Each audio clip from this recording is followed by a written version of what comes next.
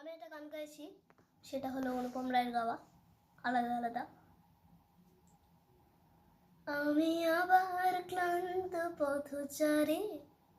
এই কাঁটার মুকুট লাগে ভারে, গেছে জীবন দুদিকে দুজনারে, মেনে নিলেও কি মেনে নিতে পারে, ছুঁতে গিয়েও যেন হাতের নাগালে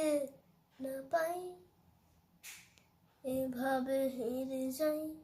যেই ঘুরে তাকাই, কেমন যেন আলাদা আলাদা সব, আলগা থেকে তাই খসে পড়েছে প্রায়, কেমন যেন আলাদা আলাদা সব, পিছুটাকে এই দাঁড়িয়ে পড়ি, কে এসেছে এই মন